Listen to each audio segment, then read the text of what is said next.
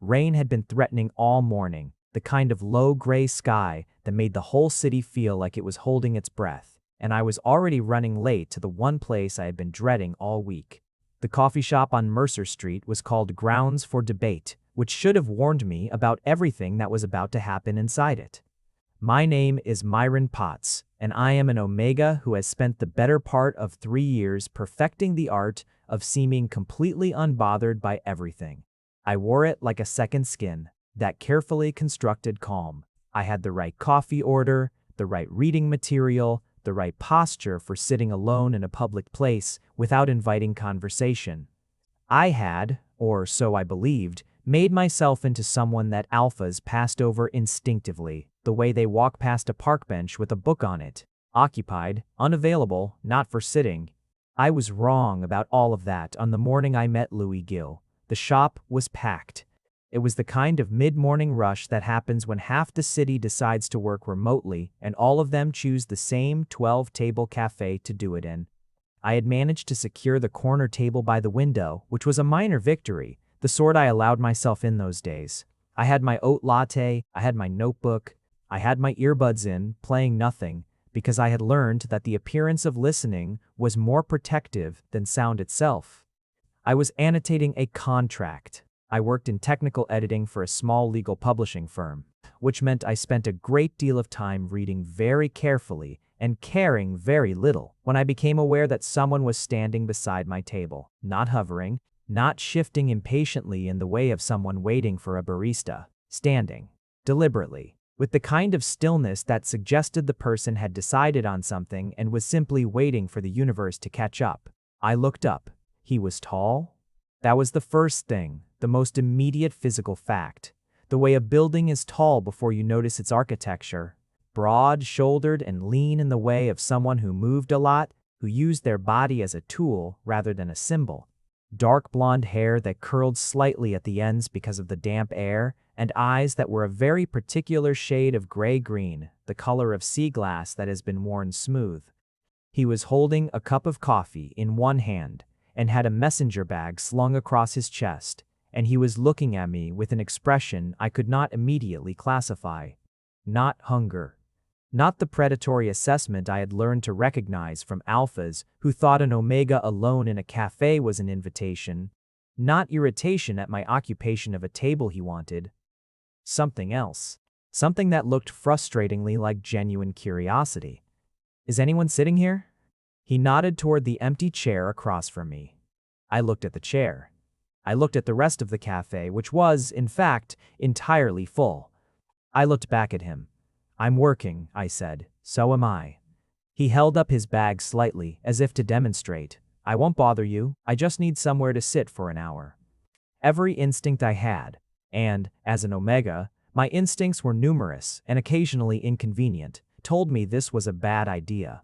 Not because he seemed dangerous, quite the opposite. He seemed like exactly the kind of person I had been carefully avoiding for 3 years, which was to say, someone who looked at me and appeared to actually see me.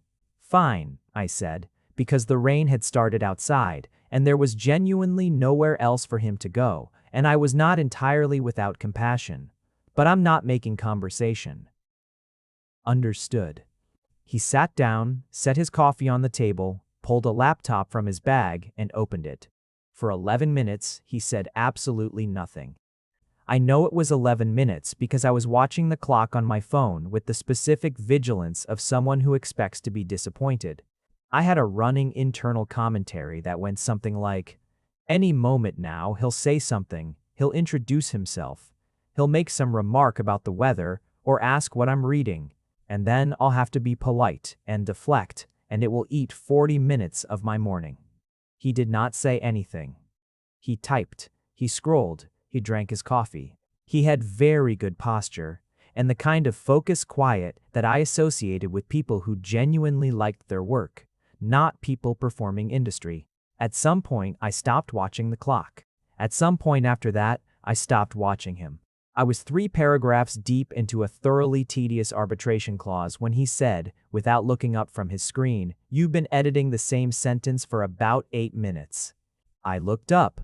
My pen had, in fact, been hovering over the same line of text. I had not written anything in the margin for considerably longer than I had realized. "I'm thinking," I said. "Right." He still wasn't looking at me. The corner of his mouth moved slightly. "What's the sentence?" "That's none of your business." "True." He took a sip of his coffee. "Is it a contract clause?" I stared at him. "How did you know that?" Now he looked up, and there was something in his expression that was not quite a smile but was adjacent to one, something warm and a little wry. "The way you're holding the pen, and you've got the kind of frown people get when something is technically correct but functionally wrong." I had no reasonable response to that, because it was, in fact, exactly the problem with the sentence. The arbitration clause was technically unimpeachable and practically impossible to enforce, which was the whole reason my boss had flagged it for review. "I'm a contracts lawyer," he said, apparently taking my silence as an invitation, which was a significant misread, but I found I could not entirely blame him. Or, I was. I do freelance consulting now. If you want a second pair of eyes. I don't. Fair enough. Another pause. He went back to his screen. 5 minutes later, despite every better judgment I possessed, I turned the document around and slid it across the table. He read it. Actually read it, not skimmed it, not performed reading while formulating a response. I could tell by the way his eyes moved, the slight tension at the bridge of his nose that meant he had found what I found. "The remedy clause is in direct conflict with the jurisdiction clause," he said. "If you invoke arbitration under the terms written here, you have to do it in a venue that this contract also explicitly says cannot have jurisdiction over the parties. It's circular." "Yes," I said. "Whoever drafted this was either very sloppy or very clever." "My money is on sloppy." He slid the document back. Our fingers did not touch. I noticed this with a degree of relief that I immediately recognized as disproportionate. "Louis Gill," he said, extending his hand properly this time. After a moment, I shook it. "Myron Potts. Myron." He said it like he was testing the weight of it, which I found both presumptuous and oddly acceptable. Nice name. It was my grandfather's. Good grandfather? Complicated grandfather. But decent enough taste in names. He smiled at that, a real one, and I felt something shift very slightly in the region of my chest, the way a key turns in a lock that hasn't been opened in a long time. I picked my pen back up. I returned to the document. He returned to his laptop. We sat in what I could only describe with reluctant honesty as comfortable silence for another 40 minutes. Until the rain stopped and I had finished my notes and he had closed his laptop and stretched his arms above his head in a way that made the hem of his shirt rise, and I looked very deliberately at the window. "This was not terrible," he said, standing and gathering his things. "High praise. I mean it. Most people can't just sit quietly with someone they've just met. I had work to do." "So did I." He slung his bag over his shoulder. "Same time next week?" I looked at him. He was serious. Not flirtatious. Or not only flirtatious, which might have been easier to dismiss, but genuinely asking, in the way someone asks about a good café or a useful routine. "I don't have a standing appointment here," I said. "I know, but you could." I should have said no. I had a whole architecture of reasons to say no, built carefully over 3 years, brick by sensible brick. "I'm here most Thursday mornings," I said instead. He nodded, as if this were simply information being filed. "I'll see you Thursday then." He left. The bell above the door chimed. I sat for a moment in the chair that still held, faintly and inexplicably, the warmth of someone else's proximity, and told myself with great conviction that I had not just agreed to anything. The following Thursday, I arrived 7 minutes early. I would like to be clear that this was not intentional. I had simply misjudged the bus schedule, or the traffic lights, or the fundamental laws of time. I sat down at the corner table.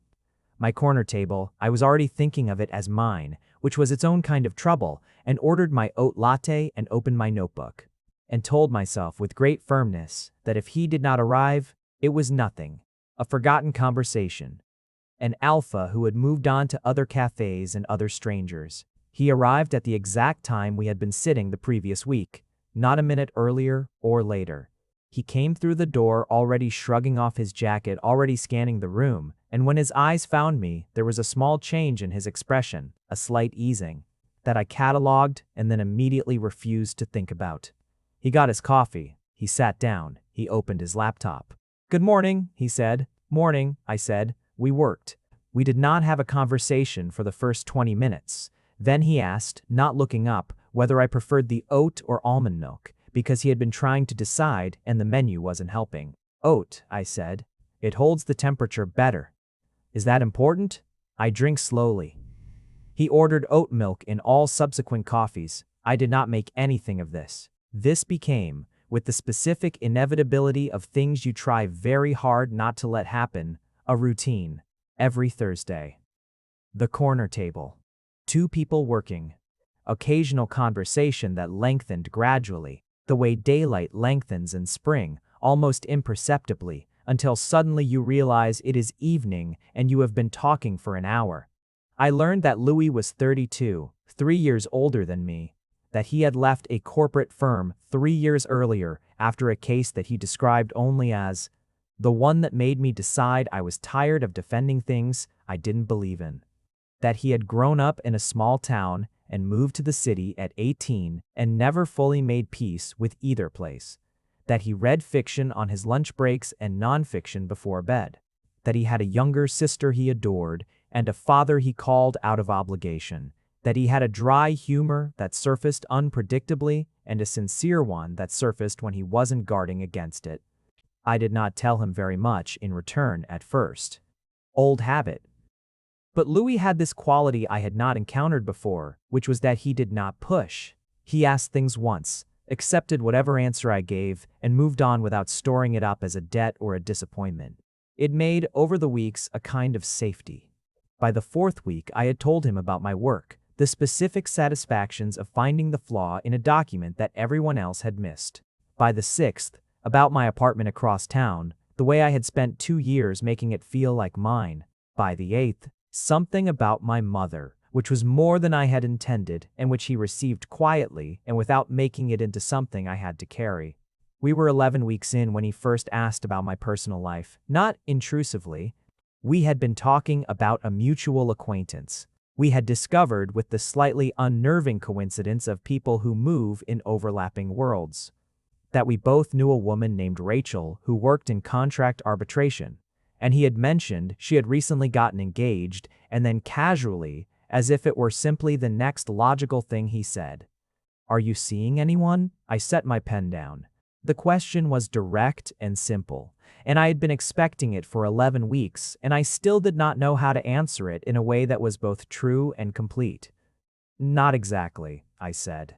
He looked at me then, properly, with those sea glass eyes. "Not exactly means no, or it means something complicated." "It means I'm not available," I said. A pause. Careful.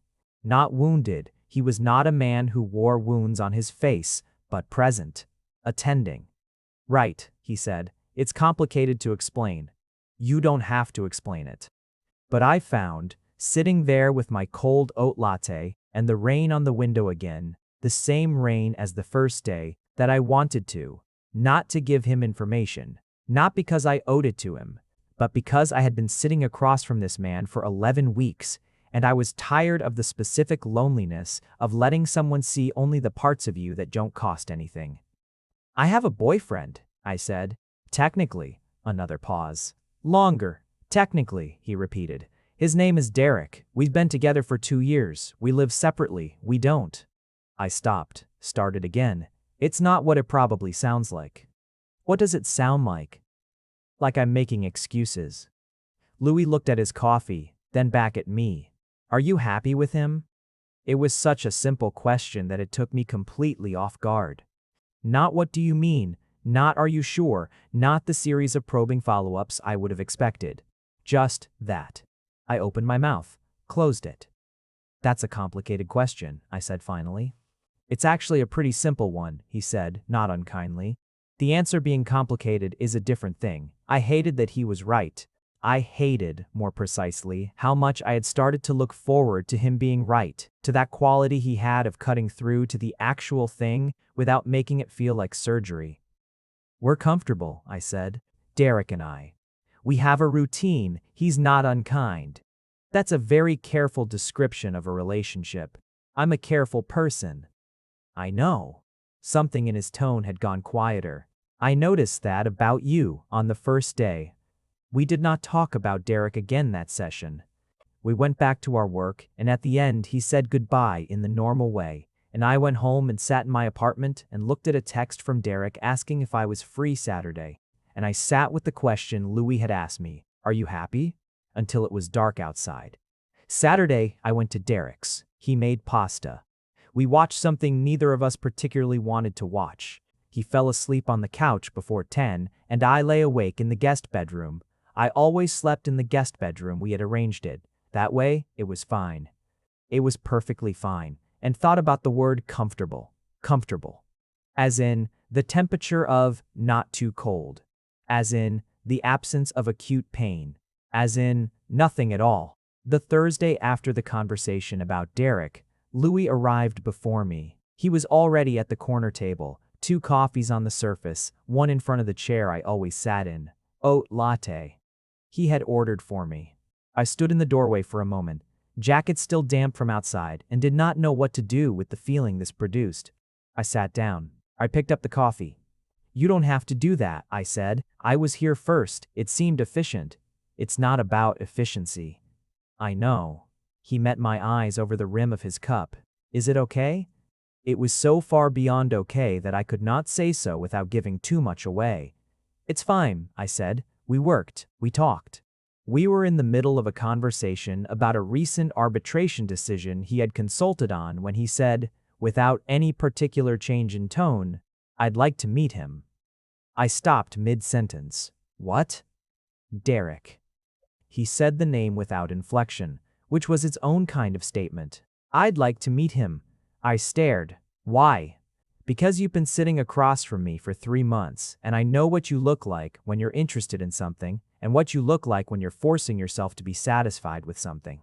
And you look like the second one every time you mention him." He paused. "And I want to understand what I'm actually dealing with." The frankness of it, the unashamed directness, was so arresting that I could not immediately form a response. "You're not dealing with anything," I said. "We're Myron." He said it the way he always said my name, like it was a real thing in his mouth. "We have coffee every Thursday. You annotate my consulting contracts on the days between when I email them to you. I know how you take your coffee and how your voice changes when you're about to say something you think I won't like, and what kind of light makes your eyes go more gray than green. I am very obviously dealing with something." I put my pen down. My hands were steady. I made sure of that. "You're being very presumptuous," I said. "Yes," he agreed, "I am. Is anything I said untrue?" A long silence. The café hummed around us. "No," I said, quietly and with great reluctance. "Then let me meet him." He leaned forward slightly. "Not to interfere, not to do anything dramatic. I want to see it. I want to understand the whole picture." "Why?" "Because I'm an alpha who is sitting across from an omega he can't stop thinking about, and I need to know whether what I'm seeing is real or whether I'm missing something obvious." The words landed somewhere in the center of my chest and stayed there. "That's an incredibly personal thing to say," I said, very carefully. "I know." He didn't look away. "I've been working up to it for 3 months. I thought about Derek, about the guest bedroom, about the pasta and the couch and the question Louis had asked me, 'Are you happy?' That had been circling my head ever since. 'All right,' I heard myself say.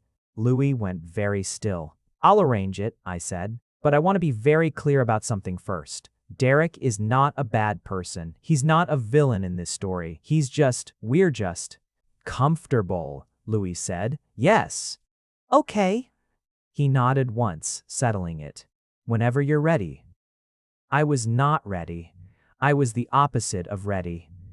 I was a person standing on the edge of something I had spent 3 years avoiding and looking down at the water and thinking, with a strange clarity, that the fall was probably already happening whether I jumped or not. Derek Hartwell was an omega who had decided somewhere in his late 20s that the best way to move through the world was to ask nothing of it and expect nothing in return. I understood this. I had made a version of the same decision. That was probably why we had found each other and probably why we had stayed together. Two people who had agreed, without quite articulating it, to be careful with each other's carefully maintained emptiness. He was not unhandsome, brown hair, brown eyes, a pleasantness of feature that would have been striking if it were accompanied by any particular animation. He worked in hotel management, which suited him. He was good with logistics, with keeping things running smoothly, with the kind of competence that doesn't require passion. We had met at a dinner party 3 years ago. We had exchanged numbers because it seemed like the logical next thing. We had dated with the same logic and then been together with it and had arrived, 2 years in, at a relationship that functioned perfectly and felt like nothing. This was not entirely Derek's fault. It was not entirely mine either. We were two people who had each chosen safety over everything else and found, in choosing the same thing, something that looked from the outside like compatibility. I called him on a Wednesday evening and suggested we all have lunch. He sounded mildly confused. "Who is he?" Derek asked. "Someone I have coffee with on Thursdays, a contracts lawyer." "A beat. He's an alpha." "Another beat."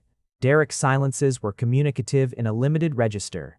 "Is this about something?" he asked. "It's about lunch," I said. "Saturday.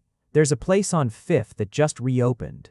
Saturday came gray and cold, the kind of November weather that makes a city look like a memory of itself. I arrived first and sat at a table by the window and watched the street and thought about what I was doing. The honest answer, the one I was not yet ready to say aloud even to myself, was that I was doing something I should have done a long time ago. The more comfortable answer was that I was simply introducing two people who existed in different parts of my life. Derek arrived second. He was wearing the navy jacket he always wore to restaurants, which I knew because it was the only jacket he had decided was appropriate for restaurants. And he kissed my cheek and sat down and picked up the menu and was in every way exactly what he always was. Louis arrived last. I heard the door. I did not turn around immediately because I needed one more moment of the version of things that existed before they changed. Then I turned. He was taller than I remembered, or maybe it was the ceiling of this restaurant versus the ceiling of the café. He wore a dark green jacket over a gray sweater, and he moved through the room with the quiet confidence of someone who has learned to take up exactly as much space as they need and no more. His eyes found me across the room, and he smiled. And the smile was warm and real and contained, as it always did, that particular quality of seeing me that I had stopped trying to explain to myself. He walked to our table. He looked at Derek. He extended his hand. "Louis Gill, Derek Hartwell." Derek shook his hand with the practiced courtesy of hotel management. "Myron's mentioned you. Good things, I hope. He said you were useful with contract language."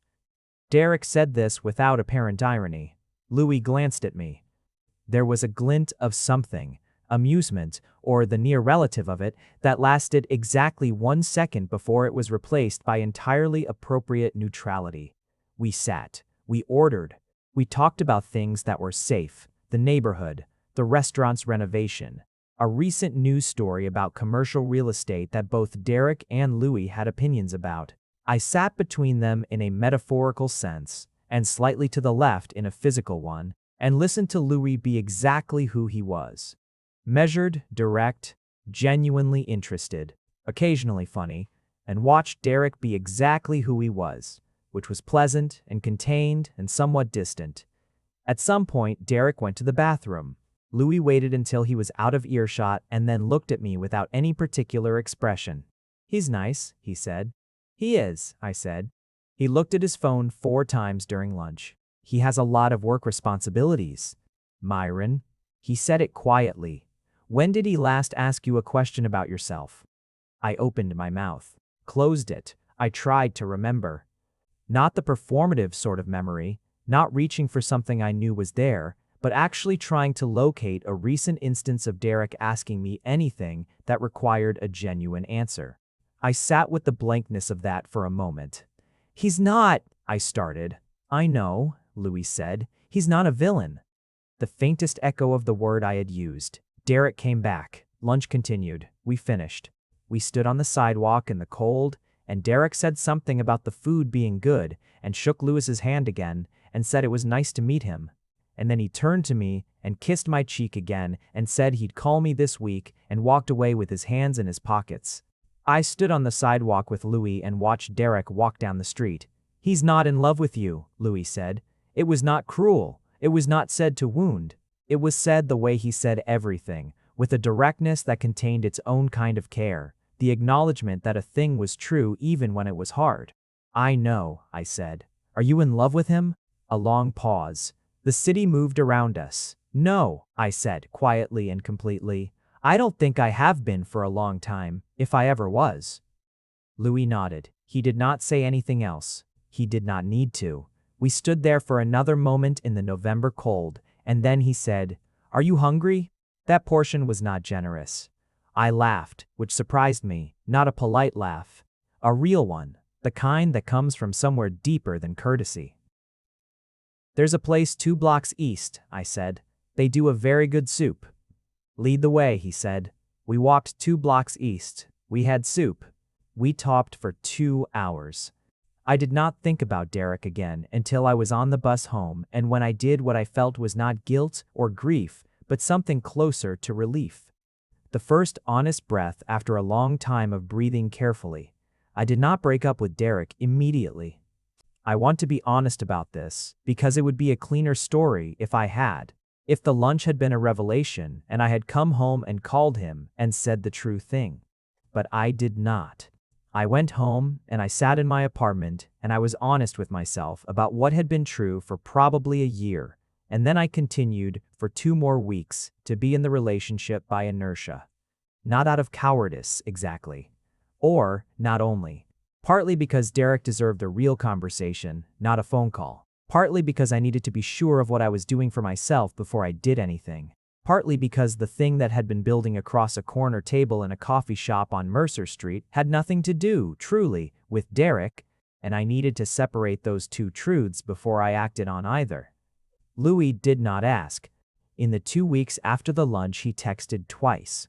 Once about a contract question, once a link to an article about arbitration precedent with the note, "Thought you'd find this maddening." Which I did, and said nothing about the lunch, nothing about Derek, nothing about the things he had said on the sidewalk. He was, I was beginning to understand, a person of considerable patience who only said things once. He had made his position clear, and he was going to wait. I found this both easier and harder than pressure would have been. On the second Thursday after the lunch, I arrived at the café and sat down and ordered my oat latte and opened my notebook, and when Louis arrived and sat down and opened his laptop, I said without looking up, "I'm ending it with Derek." A pause. "Okay," he said. "Not because of you," I added, which was true and also not entirely the whole truth, because of me. Because it's been empty for a long time and I've been using it as a wall. "I know," he said. "You know a lot of things." I looked up at him. It's mildly irritating. "I know that too." The corner of his mouth moved. I shook my head and went back to my notes. "Myron." His voice was different now, not lighter but more deliberate. I looked up again. He was watching me with those calm sea-glass eyes, and there was something in his expression that was not the practiced neutrality of the previous weeks, but something more open, more present. "When you're ready. Whatever ready looks like. I'm not going anywhere." I held his gaze for a moment. "Thursday mornings," I said. "Thursday mornings," he agreed. "Rain or shine." I looked back at my notebook. My handwriting, when I picked up the pen again, was slightly less neat than usual. I allowed this. The following Wednesday, I went to Derek's after work. He had made dinner. He always made dinner when I came over. It was one of the things he did consistently, and we ate, and then I put my fork down and said, gently and carefully and as completely as I could, that I thought we had been good for each other for a time, but that I did not think we were any longer, and that I was sorry, and that I hoped he was okay. He was quiet for a long moment. Then he said, "I think I've known for a while." "I think so too," I said. "Is there someone else?" I thought about this honestly, not in the way you mean, but possibly in the way that matters. He nodded. He was, to his considerable credit, exactly who he had always been about this too, even, measured, accepting without drama. Take care of yourself, he said. You too, I said. I left his apartment and walked out into the cold and stood on the street for a moment and felt something I had not expected, which was not sadness or relief, but a very particular kind of grief, not for Derek or not only for him, but for the version of myself that had chosen safe over real for 3 years and called it wisdom. Then I walked to the bus stop. Then I went home. Then I made tea and sat in my apartment with the lights low and let the grief move through and out. The next morning was Thursday. Louis was already at the corner table. 2 coffees, oat latte in front of my chair. I hung up my coat. I sat down. I looked at the coffee for a moment, the small, precise gesture of it, the 11 weeks of Thursdays that had accumulated into this particular shape of care. I ended it, I said. He looked up from his laptop. Are you okay? Yes. I considered. Actually, yes. Not performing, okay. Actually. He closed the laptop. This was unusual. In 14 weeks of Thursdays, he had never closed the laptop before noon. Tell me what happened, he said. So I did. Not dramatically, not with more weight than it deserved. Just the real version of it. The conversation with Derek. The walk to the bus stop. The tea and the grief and the strange sense of a door I had been holding closed, finally released. Louis listened the way he always listened, which was fully and without interruption and without making it about himself. When I finished, he said, Derek will be all right. I think so too. And you? Working on it. He nodded. He picked up his coffee. He looked at me for a moment over the rim of it with that expression I had spent 14 weeks trying not to name, and then he said, I'd like to take you to dinner. My heart did something undignified. That's very direct, I said. I'd been indirect for 3.5 months. I thought it was time. Dinner. I said the word as if weighing it. Yes, food, in the evening, at a place with a table. Ideally somewhere that doesn't close at 3 in the morning and hopefully with better portions than that lunch place. I looked at him. He was entirely composed, but there was something underneath it. A specific quality of attentiveness, of waiting, that told me this composure was costing him something. This man had sat across from me every Thursday for 14 weeks. He had ordered my coffee. He had given me time and space and the specific kindness of saying true things once and then not using them as leverage. He had met my boyfriend without making it into a power play. He had said, I'm not going anywhere, and then not gone anywhere. I was 31 years old and I had spent 3 years being careful and I was tired. Friday, I said, I know a place on Canal Street. The expression that moved across his face then. Not triumph, nothing so coarse, but something quieter and more genuine, something that looked very much like relief. Friday, he said, we went back to work. But the quality of the silence was different now. Warmer. Charged with something that neither of us needed to name yet, but that occupied the space between us like a third presence, patient and inevitable. The restaurant on Canal Street was called Sable, which served food I had discovered when I first moved to this neighborhood and had been quietly devoted to ever since. It was small and warm and lit by candles in glass jars, and the tables were close enough that you could not have a conversation without trusting the person across from you. I arrived in a charcoal sweater and my good coat and told myself, as I walked through the door, that this was just dinner. Louis was already there. He stood when he saw me, which was such a simple and old-fashioned thing that it caught me entirely off guard. He was wearing a navy jacket and a shirt I had not seen before, and he looked, in the soft light of the restaurant, very much like a person who had made an effort. You look good, he said. Thank you. I sat down. So do you. We ordered wine. We looked at the menus. We talked about food, about the neighborhood, about a book he was reading, about nothing in particular, with the ease of 14 weeks of Thursdays and the specific heightened awareness of this being different, being something with a name, being intentional. Somewhere around the second glass of wine, he said, Can I ask you something personal? At this point, I think we're past pretending personal is off the table. A small smile. Why did you let me sit down that first day? I considered this. The honest answer, the one I had not quite allowed myself until now. You didn't ask like you were entitled to it, I said. You asked like you genuinely needed somewhere to sit and you were willing to accept no. That's a low bar. You'd be surprised. He was quiet for a moment. Has that been the experience? Alphas who don't ask. I wrapped my hands around my wine glass. Not always, sometimes, enough to calibrate by. I'm sorry, he said, simple and sincere. Not the kind of sorry that means I can't believe that happens, which can be its own kind of exhausting, but the kind that just sat with it. It's all right, I said. It made me careful. Careful has its uses. And its costs. Yes. I looked at him. And its costs. The food came. It was good. It was always good here, that was the whole point. And we ate and kept talking, and at some point I stopped monitoring myself. Stopped doing the accounting of how much I was revealing. And simply talked. I told him about my grandfather, the real version, not the careful one.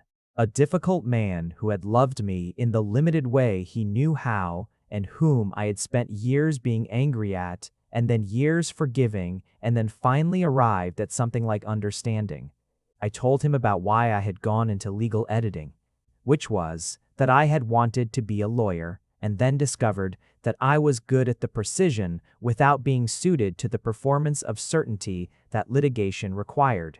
I told him about my apartment, the 2 years of making it mine, what that had meant after a long stretch of living in other people's spaces. He told me about the case that had made him leave corporate law. Not the legal details, those were privileged, but the shape of it.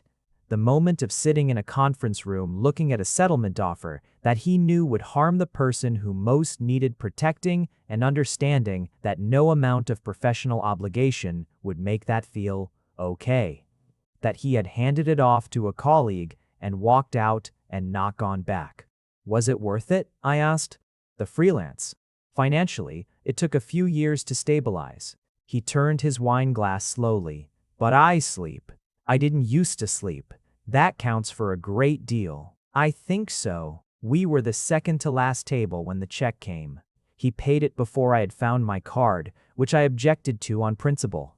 Next time, he said. There's going to be a next time? He looked at me steadily. Isn't there? I was quiet for a moment, not because I didn't know the answer, but because I was letting myself have the small, previously forbidden luxury of wanting something out loud.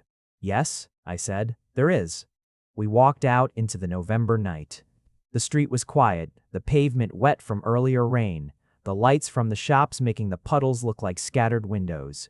We stood on the sidewalk. Can I walk you to the subway? He asked. It's 2 blocks. I know where it is. I looked at him for a moment. His hands were in his jacket pockets, his breath visible in the cold air.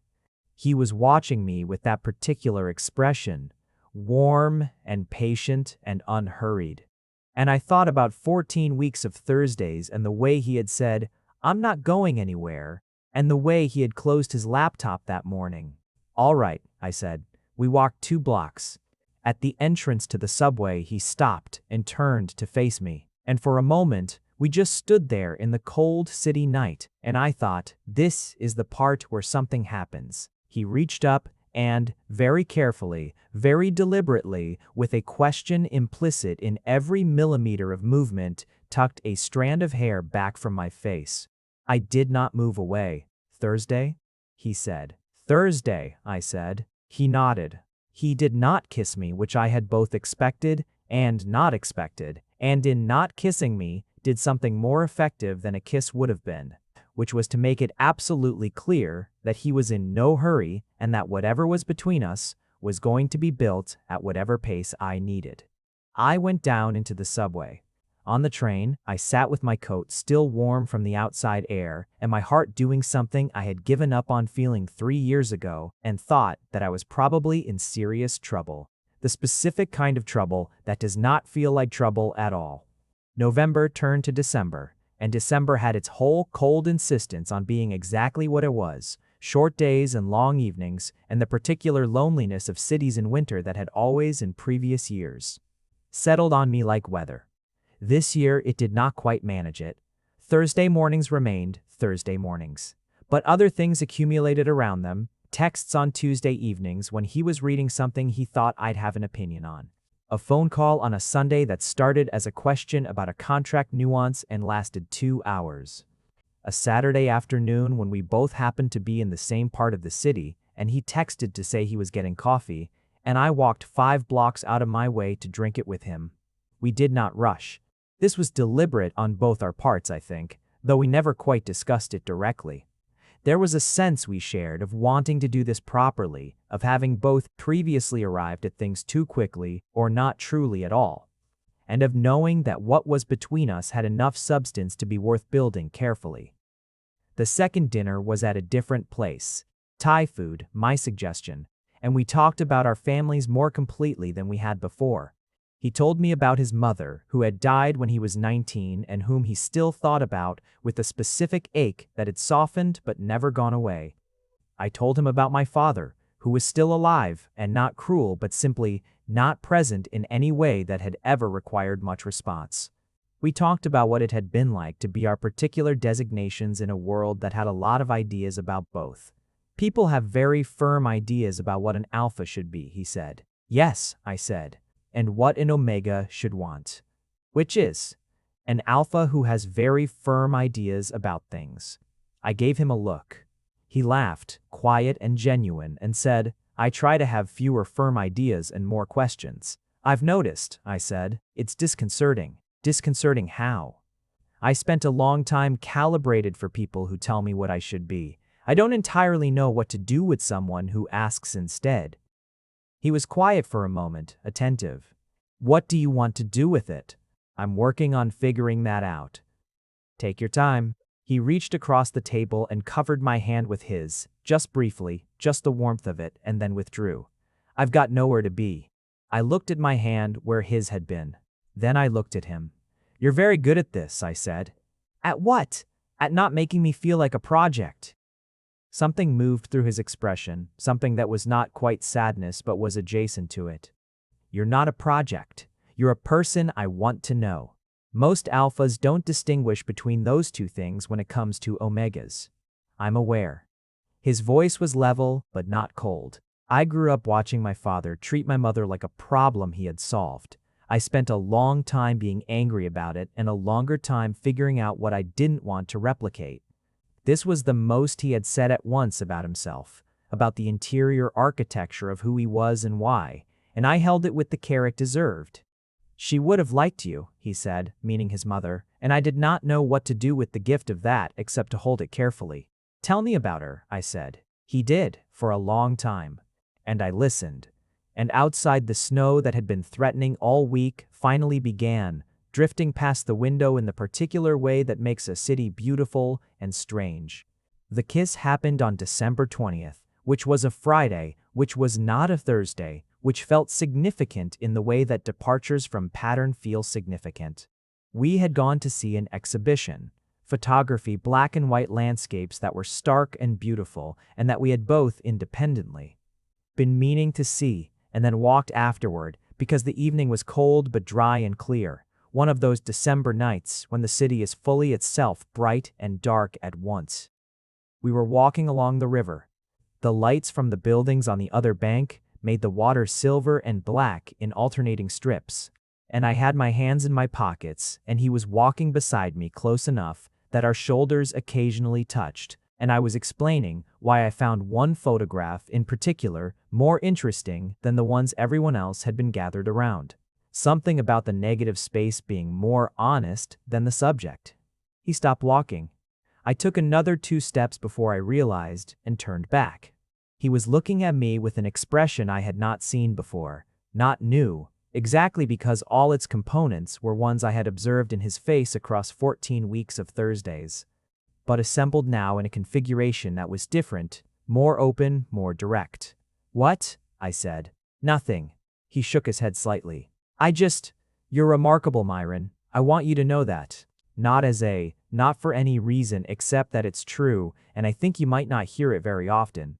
I stood there in the cold with the river behind me and the city all around us, and something in my chest that had been held in a specific, careful configuration for 3 years simply gave, not broke, not collapsed, just Let go.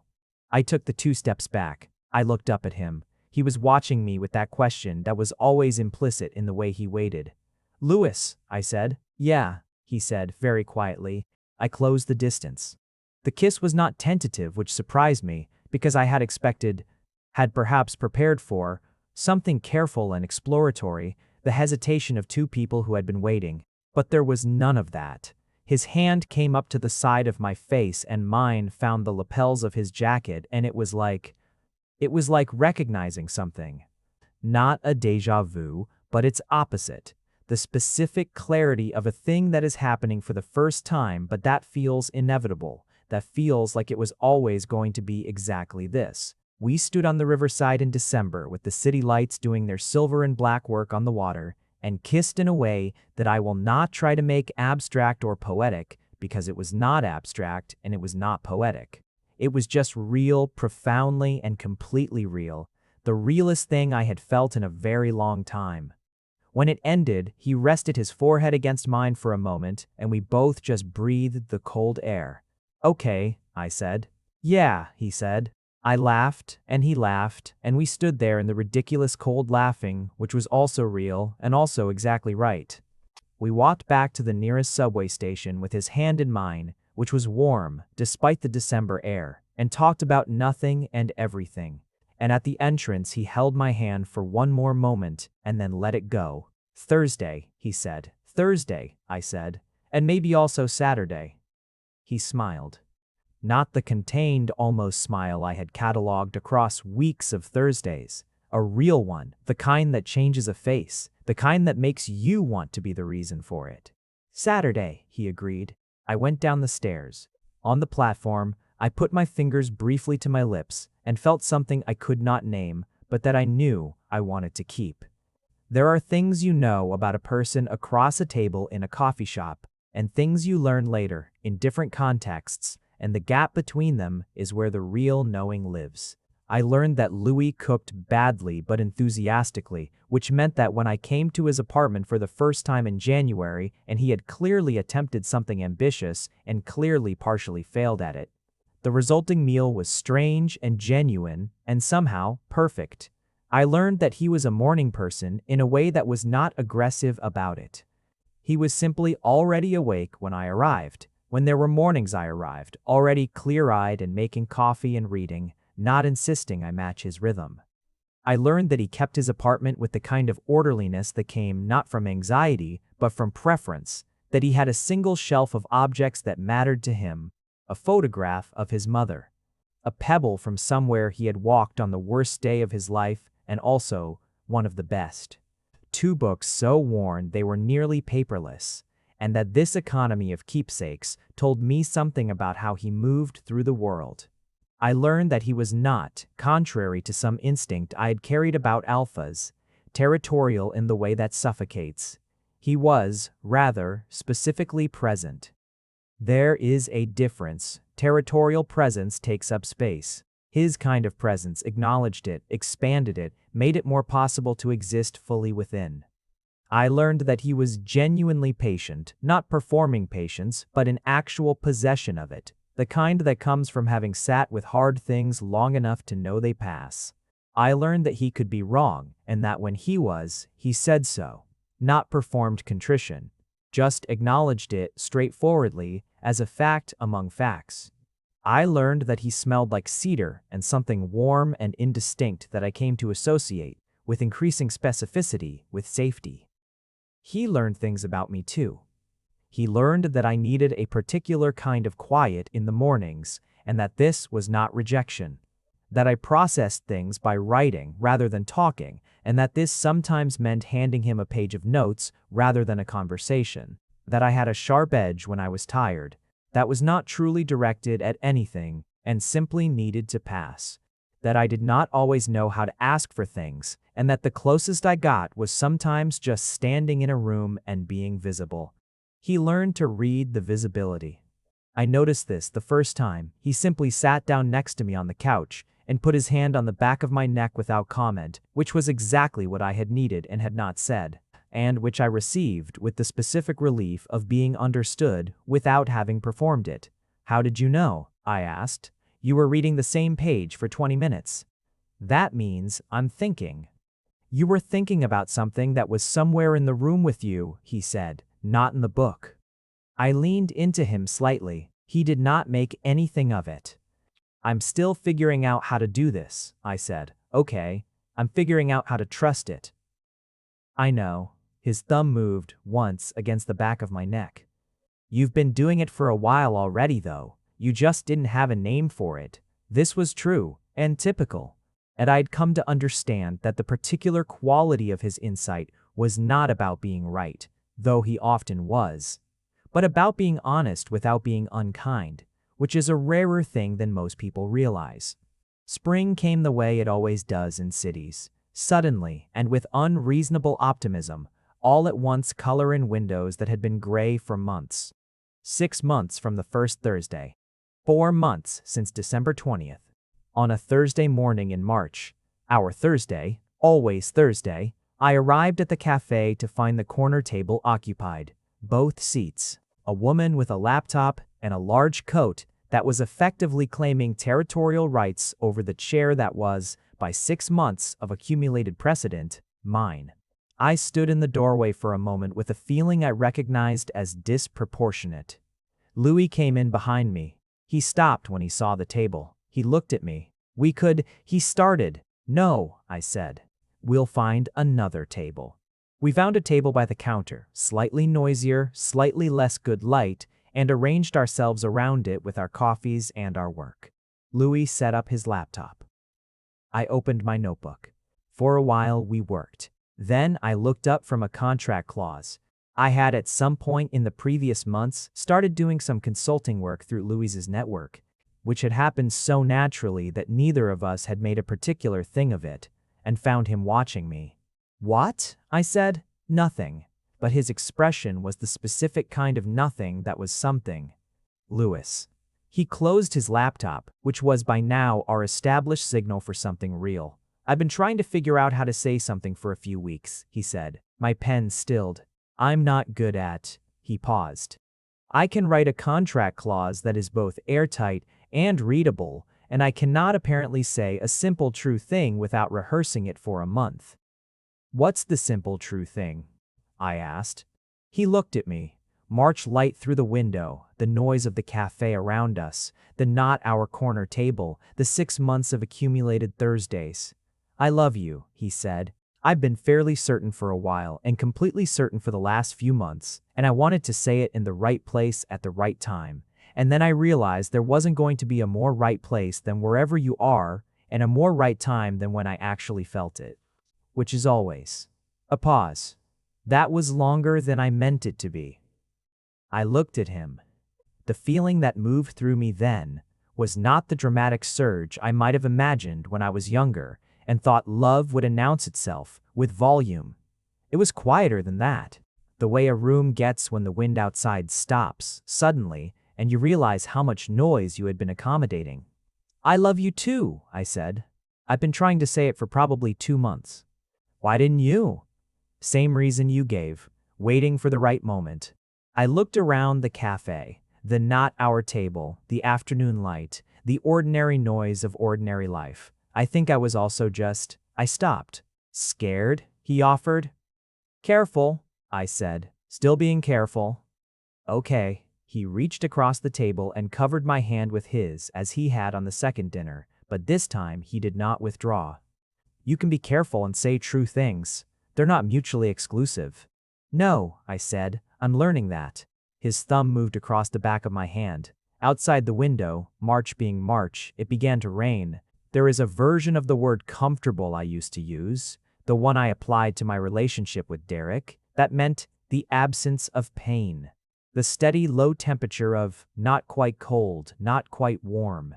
I had confused this for a long time with contentment, which is an easy mistake to make when you have spent a long time being genuinely cold and even the absence of it feels like warmth. I know the difference now. Comfortable with Louis is the kind that means I can be tired in front of you and it changes nothing.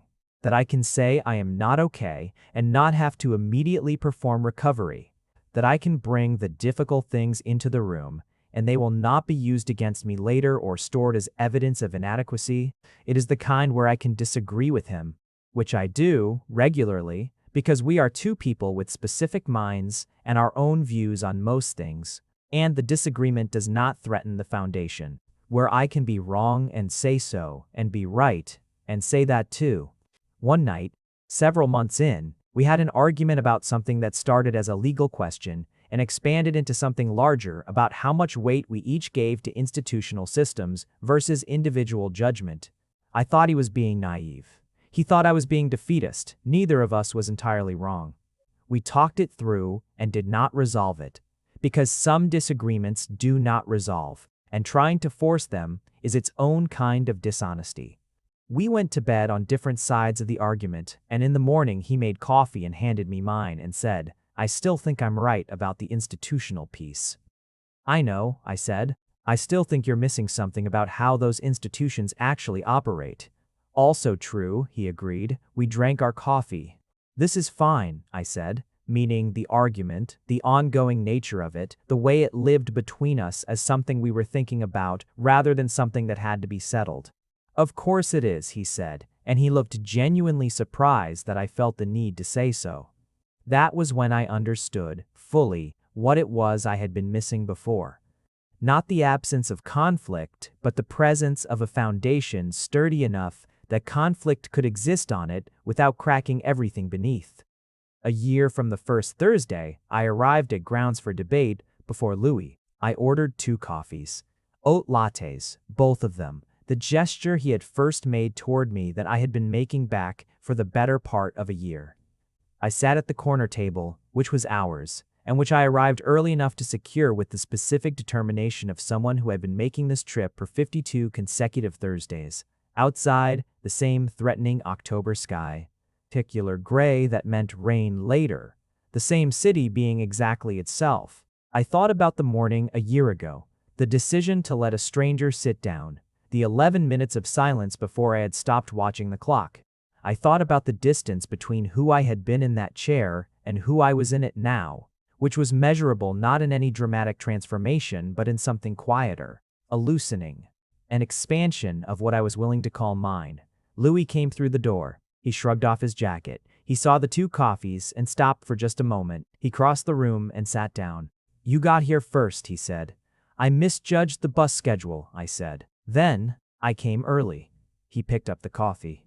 He looked at me over the rim of it with those sea glass eyes and said nothing for a moment, which was one of the things I loved about him, the way silence in his possession was never empty.